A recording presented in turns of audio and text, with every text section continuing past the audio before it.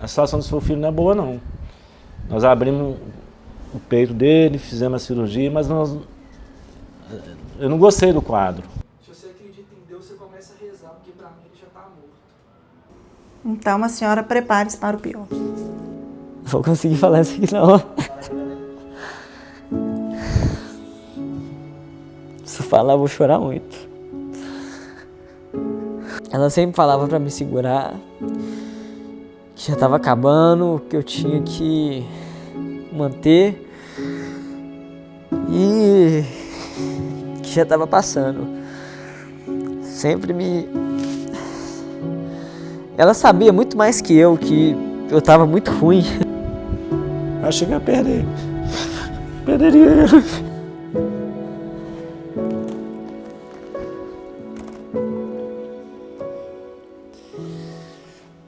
Oi, meu nome é Thales Baião, tenho 18 anos de idade, fui de ex-traficante para faturar 15 milhões de reais com e-commerce via dropshipping e essa aqui é a minha história. Toda a vida correndo atrás pra fazer esse jogo virar, ver a situação melhorar, manda toda a tristeza embora.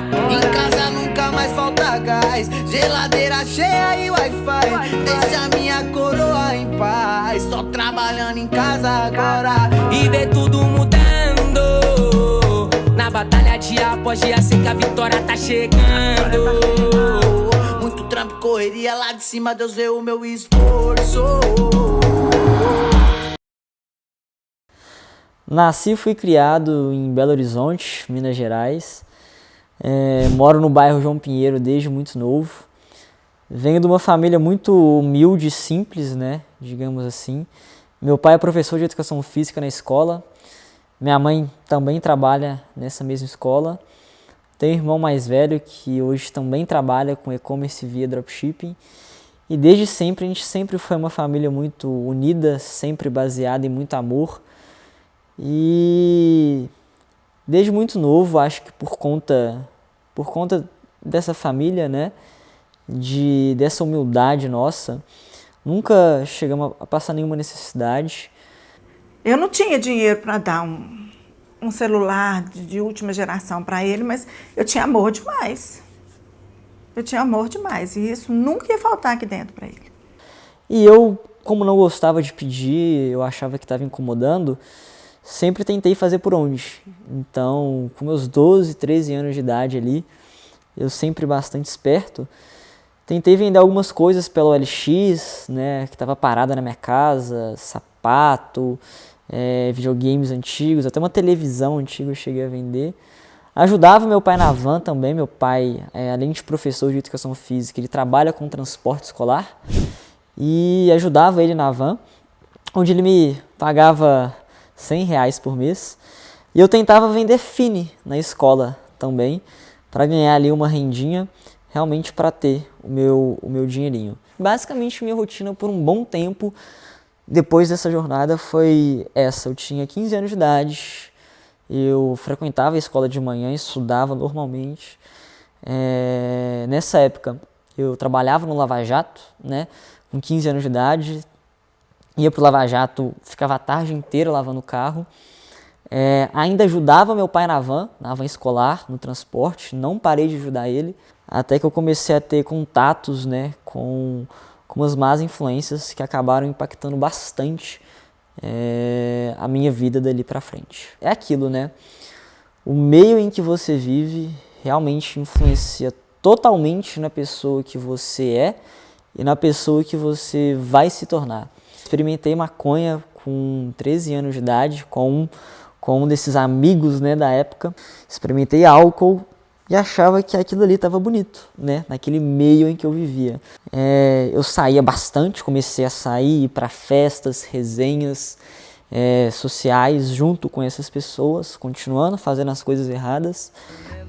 Eu vi uma série do Narcos, né, que conta a história do Pablo Escobar. E eu vendo tudo aquilo ali, encaixando com o meio que eu estava vivendo, pensei assim, por que não vender droga? Por que não vender droga, né? E acabei me aliando a um desses meus amigos, essas más influências, né, que uma das pessoas que me influenciou muito. E aí me aliei a ele, a gente vendeu maconha nessa primeira vez, eu tinha uns 13, 14 anos de idade, e fomos tentar vender. Não deu um retorno financeiro muito bom, eu não conseguia a visibilidade, o status, eu achava que se eu vendesse nas festas eu ia ser especial porque eu era vendedor, que eu era um traficante e que eu ia ter respeito, eu achava que aquilo ali era bonito, e não fez diferença nenhuma.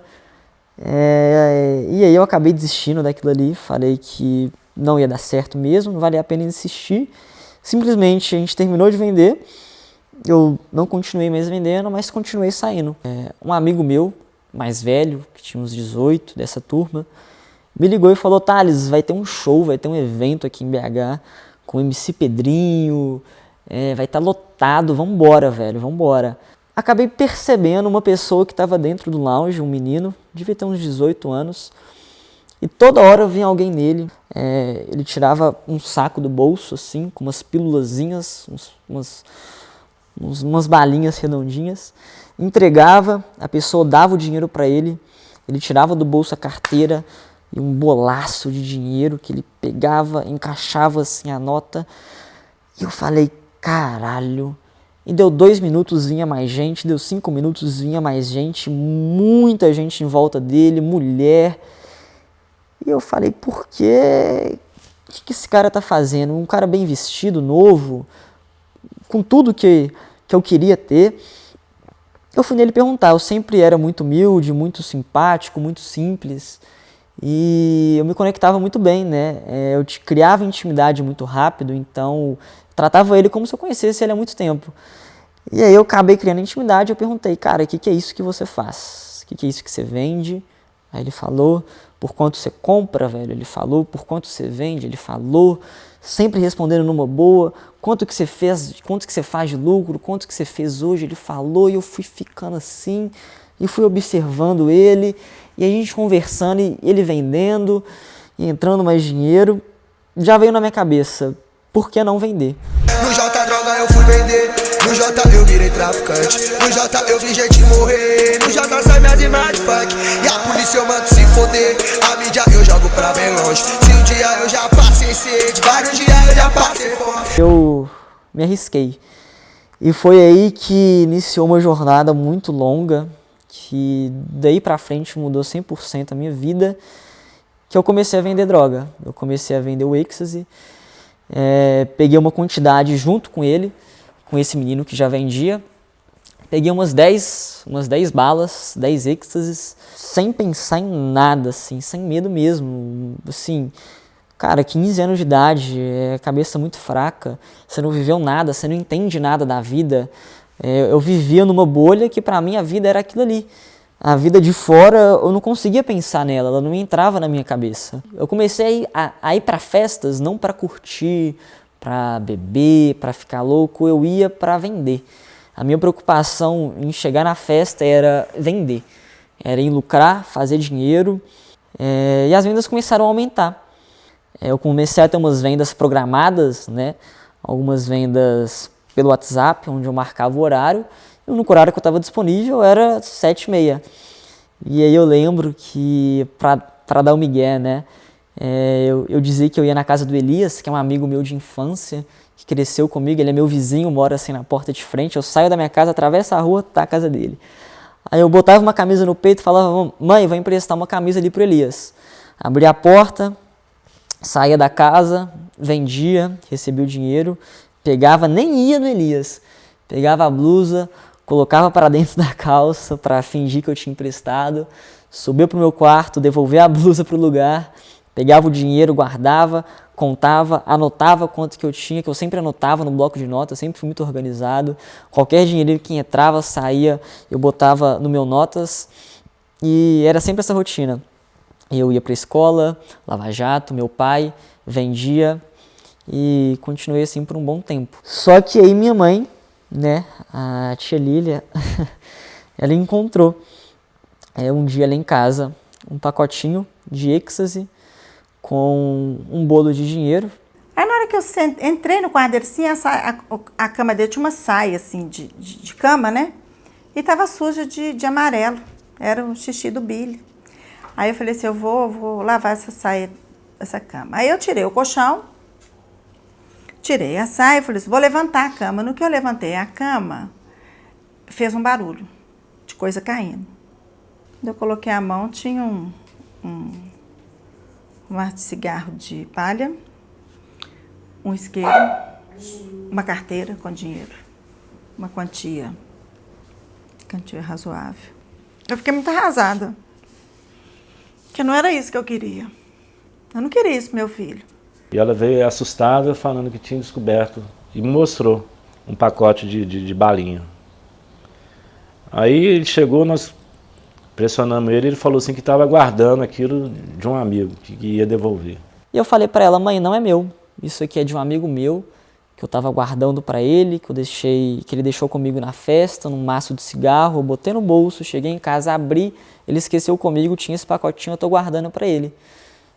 Montei uma conversa fake com um amigo meu, falando que era dele, que ele ia pegar. Montei toda uma mentira lá. Só que como eu era novo, estava muito ambicioso, já tinha ganhado dinheiro, eu estava conseguindo o que eu queria, por que eu vou parar? E no dia seguinte eu encontrei com ele de volta e peguei os pacotinhos e guardei em outro lugar. Eu senti uma traição, sabe? Uma traição porque não era para ser, né? A gente dá uma boa educação, uma boa escola, sacrifica. Então você espera que o filho corresponda, pelo menos com educação, aprendendo alguma coisa, almejando o futuro. E continuei essa vida. Ainda continuei no pré-escola, ainda ia pro Lava Jato, ajudava meu pai e vendia, só que eu vendia mais. E aí, novamente, minha mãe achou pela segunda vez um pacotinho de êxtase, uma quantidade de dinheiro bom, né, organizado, devia ter umas 50 balinhas no pacote. Aí eu peguei essa carteira, levei pro meu quarto. E as notas, assim, muito bem organizadas, sabe? Aí eu peguei um papel e coloquei X nota de 100, X nota de 50, X nota de 20, de 10, de 5 e de 2. Tinha nota de R$2 também. Acho que era 48 bolinhas, não lembro mais assim a quantidade. Contei quantas que tinha. Coloquei tudo no papel. Voltei com tudo pro lugar. E assim, com as notas do jeito que estavam, que ele sempre foi muito organizado. Voltei com tudo para lá de novo. E entrei pro meu quarto e falei assim, olha, vai ser a pior noite da minha vida. Mas eu tenho que deixar ele ir. Porque quando ele voltar, eu vou provar para ele que ele está vendendo. E que eu sei. Eu já ia para eventos grandes quase todos os finais de semana, eu mudei bastante também o ambiente que eu ia. Cheguei no Lava Jato tranquilo, me arrumei, minha mãe tranquilo comigo, fomos pra festa, eu fui pra festa novamente, saí 10 horas da noite. E teve um dia que eu cheguei muito cansado, minha mãe entrou no meu quarto, queria conversar comigo, fechou a porta do quarto e despencou a chorar, cara. Nessa hora, ela não tinha falado pro Thales que tinha descobrido as drogas. Ela começou a chorar muito, muito, muito, muito e me pediu ajuda. E eu chorei também, porque eu falei, pô, ele não precisa disso. Porque se ele estiver fazendo isso por dinheiro, não tem sentido nenhum. E chorei também com ela e falei, mãe, eu vou fazer o que eu posso, que está dentro do meu limite. E minha mãe passou muito mal. O Thales não sabe disso. Se ele não sabe, ele vai ficar sabendo agora. Minha mãe passou muito mal. Levei minha mãe no hospital. Minha mãe quase teve um infarto. E eu fiquei louco, que eu falei, não acredito que meu irmão vai matar minha mãe, cara. Voltei 7 horas da manhã. Ela pegou minha carteira, pegou um papelzinho e começou a contar meu dinheiro, ela e meu pai. Eu não estava entendendo, né, o que estava acontecendo, e ela vira para mim e fala, você tá vendendo droga. Pô, caboclo, você ganhou 1.200 conto numa noite? Tá bem demais, você ganha mais do que eu, trabalho aí o mês inteiro. Mas da segunda vez aí foi mais forte, porque é a surpresa, né? Você acha que o cara saiu e não tá mexendo e continua mexendo, porque é o atrativo, né? Eu senti assim, Eu fiquei muito triste, fiquei muito abalado, mas eu, assim, como eu disse antes, eu tenho muita fé. Então, assim, eu segurei a onda porque eu sabia que em algum momento eu ia poder intervir e fazer a cabeça dele para ele sair. E tava ali meu pai e ela começou a despencar de chorar naquela hora. Mais meu pai, na verdade, minha mãe sempre segurava mais a barra, assim, ela chorou, mas meu pai, ele é sempre muito emocional. Falando, né, você tá me matando, você tá envelhecendo, você tá me envelhecendo uns 10 anos, você tá me endoecendo, né, você tá me deixando doente, você não tem noção da gravidade do que você tá fazendo. Então, assim, foi uma decepção que eu fiquei, assim, realmente eu fiquei, assim, quase uma semana, assim, abalado, mas, assim, tentando, assim, imaginar como que eu iria tirar ele dessa. Aí, esse sábado, nós ficamos o sábado inteiro dentro de casa, ele dormiu, o Arthur chegou, aí a namorada do Arthur veio aqui para casa e não se falou mais no assunto. Quando foi no domingo, nós fomos almoçar na minha mãe, ele foi também. Normal, sempre muito carinhoso com minha mãe com ele. E ele sem graça comigo, só que ele não conversou comigo e eu não conversei com ele. Aí na hora que nós chegamos aqui em casa, o Mário falou comigo assim, desce do carro e deixa eu e o Thales aqui que eu vou conversar com ele. Aí o Mário perguntou para ele, de novo, Thales, meu filho, olha o que você está fazendo com a sua vida, olha o que você está fazendo comigo, com a sua mãe. Ele não assumiu o que ele fazia. Depois desse acontecido, né, dessa segunda vez que minha mãe achou, a nossa relação esfriou muito lá em casa, minha, da minha mãe. Aquele sentimento de família se perdeu um pouco, né, de união. E eu sei que eu estava levando muito desprezo ali para dentro. Só que eu ignorei. Eu estava realmente no fundo do poço, assim. Só que eu estava feliz, né? Eu estava com muitos amigos, eu era muito conhecido já, eu comecei a ficar muito conhecido, comecei a ter meu nome, né? Depois daquilo ali que eu reinvesti, eu comecei deslumbrado, meio perdido, né? Chega uma hora, né, velho, que a gente tem que aprender, né? A gente tem que tomar um tapa na cara, a gente tem que acordar para a vida e a gente tem que lidar com as consequências das nossas atitudes. E eu acho que veio a lição, veio as consequências, né, de tudo o que eu tinha feito, de tudo que eu estava fazendo, no caso, e veio aquele tapa na cara, que todo mundo na vida recebe um dia, uns mais cedo, uns mais velhos, uns nunca recebem, e o meu foi muito forte. Porque o Thales, ele adoeceu uma semana antes de um baile que ia ter. Então, quer dizer, nesse baile ele ia vender horrores, né? Ele ia vender muito. Aí, uma semana depois desse baile ia ser o carnaval. Aí o Thales ia bombar. Ele ia bombar. Ele ia vender muito. Então, o Thales, ele teve um livramento. O mês que o Thales foi parar no hospital foi fevereiro. Fevereiro para março. Era carnaval. Se o Thales não tivesse tido essa doença, poderia ter acontecido algo muito pior. Ele ia estar na rua, carnaval, ia estar vendendo droga. Então, até a doença teve um sentido na vida dele. Veio o aviso, né? Veio a lição. Teve um dia que eu comecei a passar muito mal, uma dor muito forte no peito, muito forte mesmo, uma falta de ar sinistra. Eu lembro que se eu ficava em pé, assim, eu não aguentava de tanta dor, eu tinha que ficar assim para conseguir respirar e conseguir amenizar a dor. E eu fui descendo as escadas desse jeito, assim, com a mão no peito e falando, mãe, vamos pro hospital, que eu tô passando muito mal. Minha mãe tava fazendo almoço, ela falou, calma filho, que eu tô fazendo almoço. Eu falei, mãe, eu já pedi Uber, eu tô passando muito mal. Ele desceu as escadas, desesperado. Mãe, pedi Uber, quero ir pro hospital, tô passando mal, tô com dor no peito, Thales, meu filho, espera, eu tô fazendo almoço. Mãe, eu não... Esquece o almoço. Do jeito que eu tava, eu fui pro hospital com ele. E no hospital eu fiz uns exames e o médico falou, você vai ter que ficar internado, que você tá com pericardite. E eu não entendia nada, né? Os médicos conversavam em grego para mim, falavam com a minha mãe mais no canto, minha mãe não falava comigo, os médicos conversavam entre si E eu não entendia nada que estava acontecendo. Eu lembro que quando eu cheguei eu tomei doses de morfina, uma não foi suficiente, eu tomei 2. E eu esperançoso que eu ia sair rápido, eu não imaginava que eu ia ficar muito tempo. Passamos a noite no UDI, Unidade de Decisão Intensiva. Passamos a noite, eu sentada numa cadeira que não era confortável, igual essa aqui não, era uma cadeira de ferro, Thales na cama. Para me dormir, eu reclinei o corpo assim para os pés dele para a gente poder dormir. Só que eu fiquei 45 dias internado, só que aí as coisas começaram a piorar. No primeiro dia ele estava bem, no segundo dia ele já estava sem respiração, no terceiro dia ele já precisava de...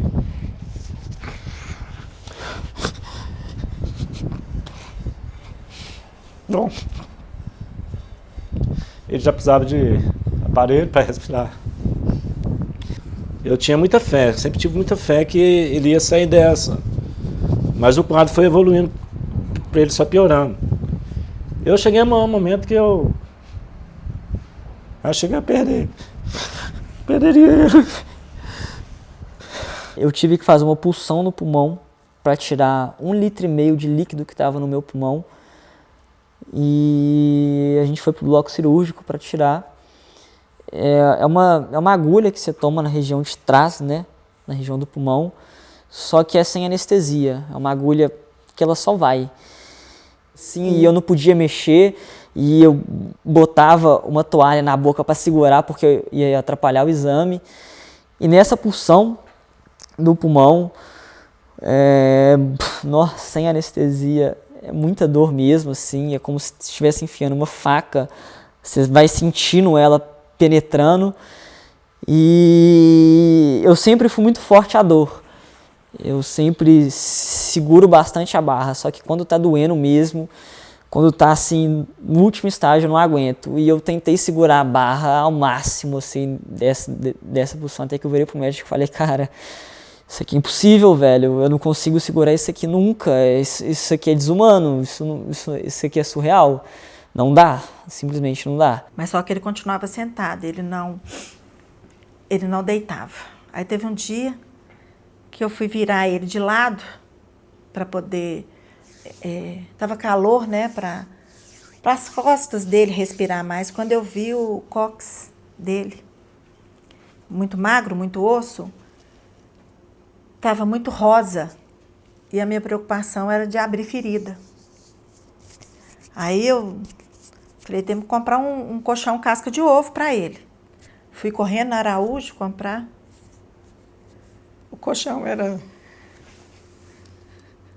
R$200. E eu não tinha. Eu não tinha para comprar. A minha irmã mora no Rio. E louca de preocupação com ele. Minha família é muito unida. Os meus meninos são muito, muito amados. Aí a minha irmã lá do Rio entrou em contato com a Araújo, lá perto da Unimed. Com 20 minutos o colchão estava lá. Eu tinha voltado do bloco cirúrgico, que eu fiz uma cirurgia na região do peito. E essa cirurgia na região do peito foi uma cirurgia que doeu, acho que foi a dor que eu não consigo nem descrever, assim, porque ela abre, né, seu peito, fica um objeto segurando o seu peito, assim, aberto. Você toma uma anestesia geral. Eu deitei na maca da cirurgia, eu apaguei, e eu acordo com a pior dor da minha vida, assim, não consigo nem descrever. Eu apaguei, acho que eu estava muito dopado, eu apaguei, eu já tinha acordado já na cama do hospital, e eu não consegui levantar, porque como abre muito, é muita dor mesmo, afeta o corpo inteiro. E eu não conseguia levantar, eu não conseguia mexer meu corpo, a gente foi pro CTI, eu tinha que tomar banho de papel, porque eu não podia ir pro chuveiro, eu não conseguia levantar da cama. Ele não conseguia ficar em pé. Se ele ficava em pé, ele caía, alguém tinha que auxiliar ele, então, porque para ele ir no banheiro ele tinha que ter a ajuda da enfermeira, da mãe, de alguém para levar ele para o banheiro. Ele não conseguia andar, ele não conseguia respirar, ele não tinha força para nada. Mal conversava. Só que eu não chorava. Porque eu achava o tempo inteiro que não era nada.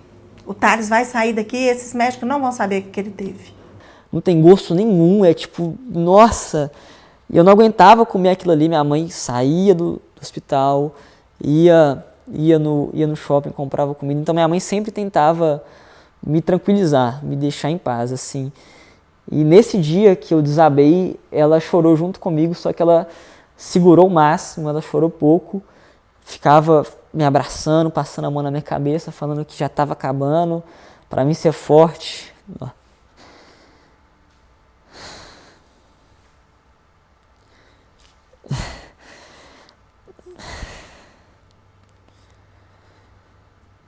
Vou conseguir falar isso aqui não. Se falar, eu vou chorar muito.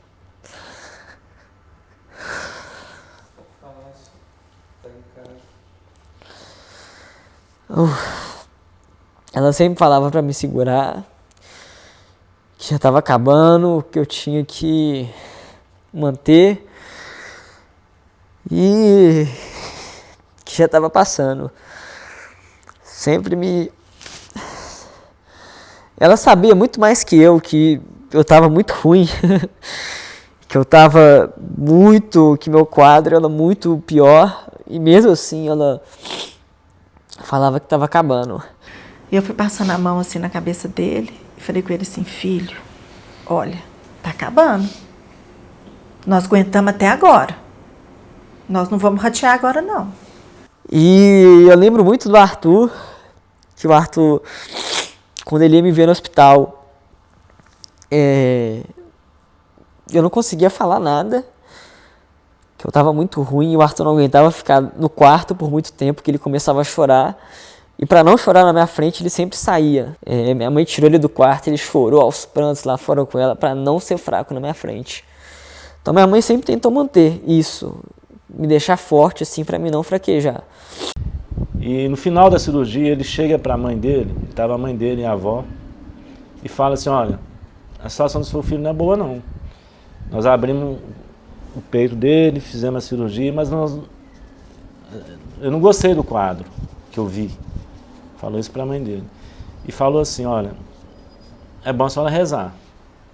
Se ela acredita em Deus, começa a rezar para o seu filho. Aí ele colocou a mão no meu ombro e falou assim, a senhora prepare-se para o pior.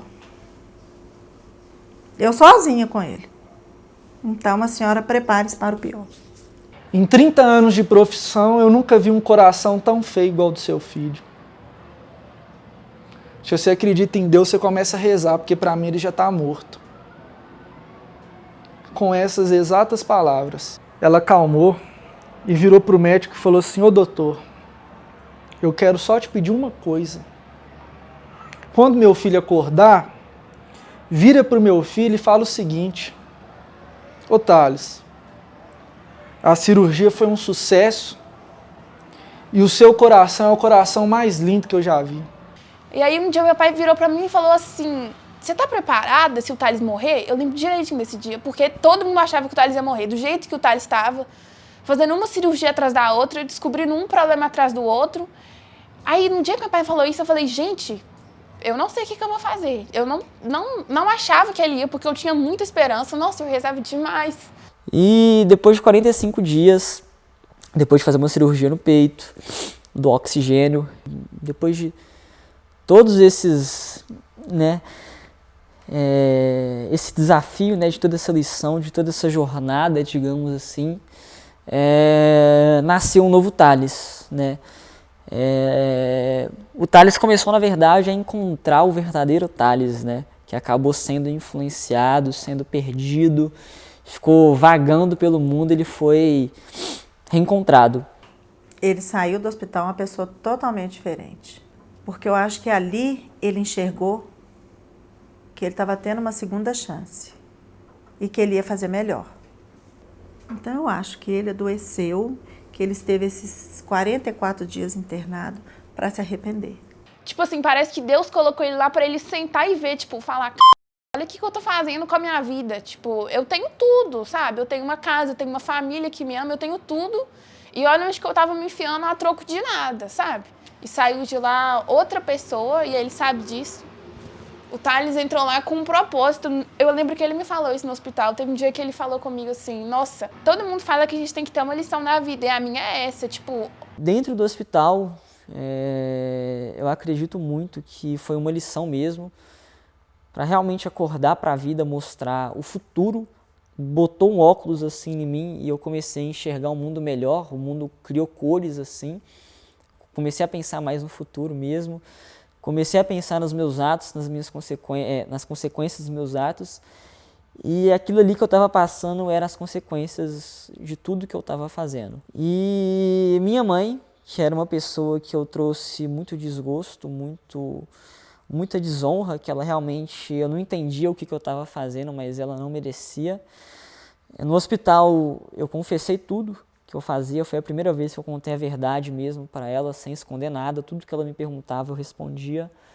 Virou minha melhor amiga, minha parceira, meu porto seguro, uma pessoa que eu sabia que eu podia confiar para a vida toda, porque, cara, depois de tudo que eu fiz, ela ter passado 44 dias dormindo numa poltrona que inclina, nem deita, né? Ela inclina menos ainda, ela tinha que me amar muito. E mesmo depois de tudo que eu fiz, o amor continuou e voltou muito mais forte. E depois de 45 dias, depois de fazer uma cirurgia no peito, do oxigênio, eu tive trombose no braço esquerdo, que eu tinha um linfonodo que chama, pressionando veias do meu pescoço, que eu fiz uma cirurgia aqui também. Eu tive cálculo renal, que eu tive que tirar. Depois de todos esses, né, esse desafio, né, de toda essa lição, de toda essa jornada, digamos assim, nasceu um novo Thales, né?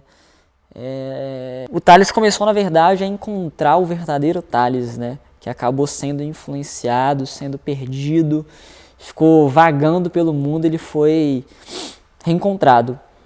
E aí, assim que eu saí do hospital, eu saí com umas sequelas ainda de respiração, eu cansava muito rápido, eu perdi a respiração, fôlego muito rápido para comer, enfim.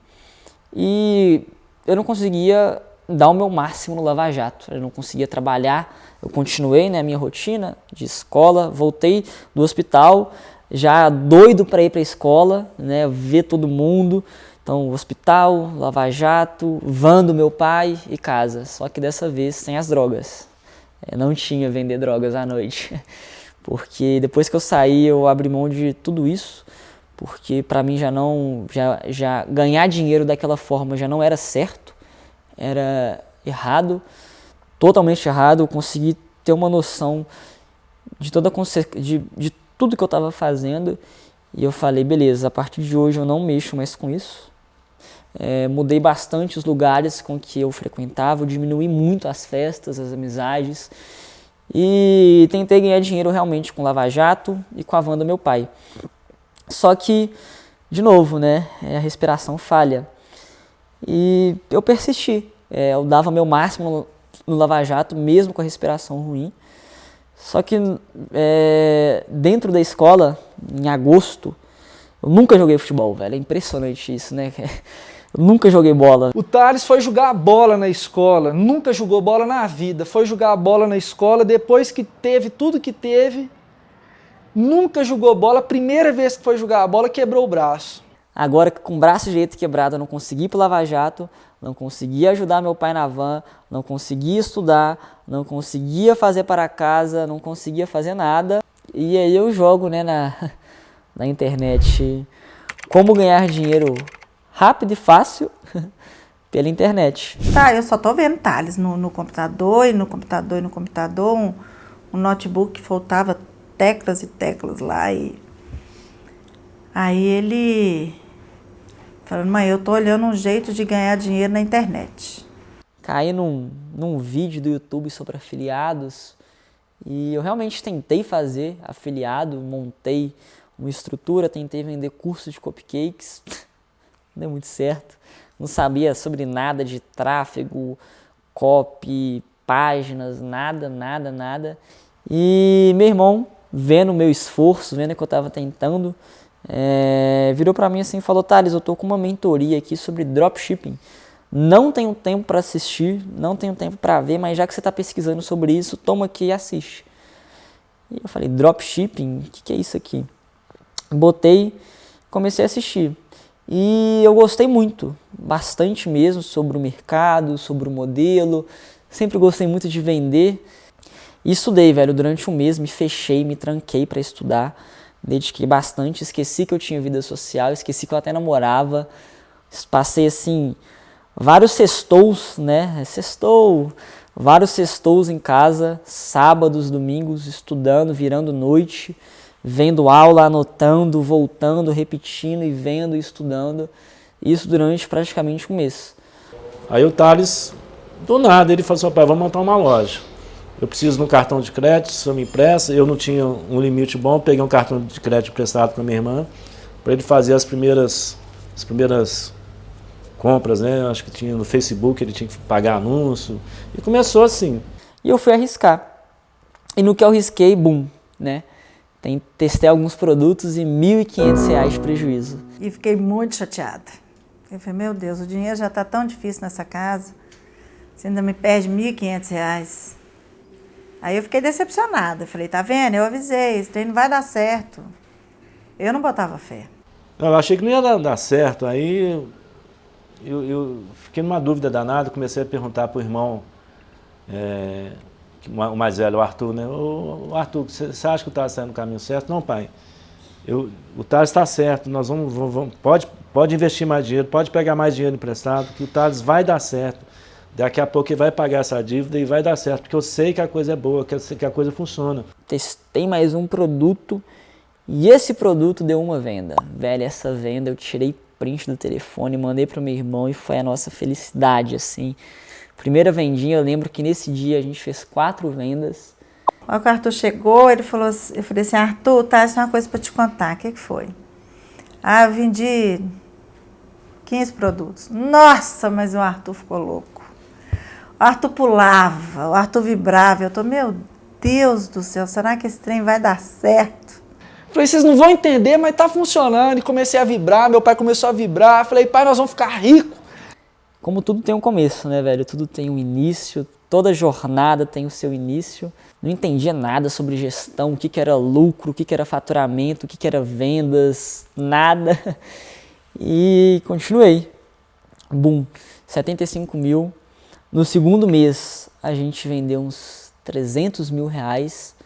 E do dia para a noite, um jovem que não tinha nada, hoje ele consegue ter tudo. E aí veio dezembro, as expectativas altas, né, para dezembro. Acabou de passar Black Friday, Natal, fim de ano. Começou o famoso bloqueio do Facebook. Aqueles probleminhas começaram e eu não entendia muito bem o que acontecia. Eu tentava sair do bloqueio e não conseguia sair do bloqueio.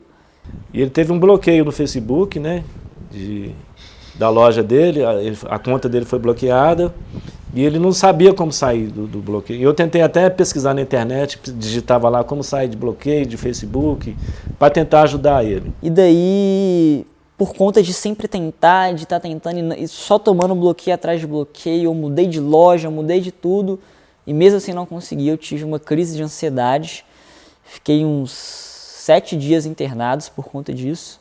Quando ele tem esse bloqueio no Facebook, que ele não consegue realmente fazer nada, que a loja fica bloqueada, ele não consegue anunciar, ele começa a ter uma crise emocional, né? E ele, muito discreto, ele não manifestava nada, tal, mas ele teve um baque emocional que voltou o problema dele de novo. Ele começou a sentir dor no peito, falta de ar, né?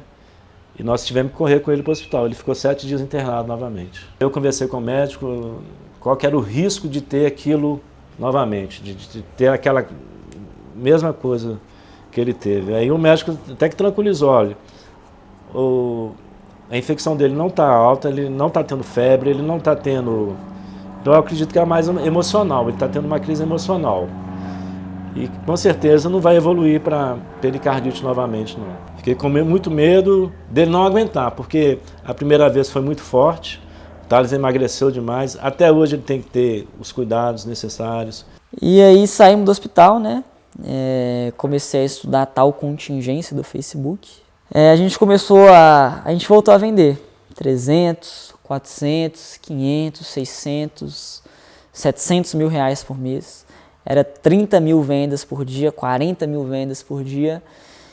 Aí o trem só cresceu. Só cresceu, cresceu. E o Thales vibrando, Arthur vibrando junto. Aí eu falei, não, eu tenho que confiar no meu filho, tenho que acreditar nele. Vai dar certo. Aí eu comecei a botar fé e esse menino aí bancou a casa na pandemia. Chegou a hora que precisavam de mim, só que meus pais, eles nunca me pediam nada. Tipo, Thales, preciso pagar tal coisa. Thales, a conta, você pode me dar dinheiro? Não. Eu sempre via toda a situação e eu sempre queria ajudar. Eu sempre tinha o intuito de fazer o bem, de dar o meu melhor. E eu sempre me ofereci a ajudar. Então, a partir daquele momento, eu comecei a me tornar o homem de casa, assim. Aí ele virou para mim, seu pai, você não precisa se preocupar com nada, não. Eu vou aguentar as pontas aqui em casa, eu vou pagar o plano de saúde, que a gente precisa ficar sem, não pode ficar sem, eu vou pagar as contas de água e de luz, e o que você precisar, você me fala. Eu não sei mais o que eu faço. Ele, Arthur, eu vou te ajudar. Assim como você me ajudou no início, eu vou te ajudar agora. Senta aqui que você vai aprender de uma vez por todas como que é dropshipping. Eu sentei ao lado dele, a gente configurou minha loja, só que eu não tinha dinheiro. Eu não tinha dinheiro para nada. Não tinha dinheiro para rodar anúncio, não tinha dinheiro para fazer nada. O Thales me explicou tudo direitinho. É assim que você vai configurar o pixel, é assim que você compra o domínio, é assim que você sobe produto, a avaliação é assim que funciona, o criativo é assim, o Facebook é assim. E eu falei, tá, e agora? Eu não tenho dinheiro. Falou, ó, você lembra que na época você me deu uma mentoria de presente? Eu vou te dar meu cartão de presente. Vou colocar o meu cartão no seu Facebook. E eu vou te falar tudo o que você vai fazer. E o valor que cobrar no meu cartão, eu não vou te cobrar. Eu estou te dando. Então o que você fizer é seu lucro. Você vai pagar os pedidos e o que sobrar é seu lucro. Thales me deu 10 mil reais de presente. E aí foi meu pontapé inicial. Aí sim virou. Aí sim a minha vida começou a mudar. Começou a mudar de uma forma tão rápida, tão rápida. Cara, eu explodi no drop. Explodi. Eu vendia no mês 200 e 250 mil, só que eu colocava 40 pau no bolso. O Thales é um menino, por exemplo, que a gente tem que corrigir ele de vez em quando, porque eu paro, se eu estou no carro com ele, a gente para no sinal de trânsito, alguém pede uma ajuda, ele tira 100 reais do bolso e dá pro cara do sinal. Você não tá, não é assim que funcionam as coisas, não. Porque o coração dele é tão bom, ele quer ajudar tanto, que ele fica sem dimensão, sabe? E eu tinha condições de ajudar. E aí explodimos, velho. Deu setembro ali, a loja bateu 1.800.000 de vendas. Esse mês foi um mês muito...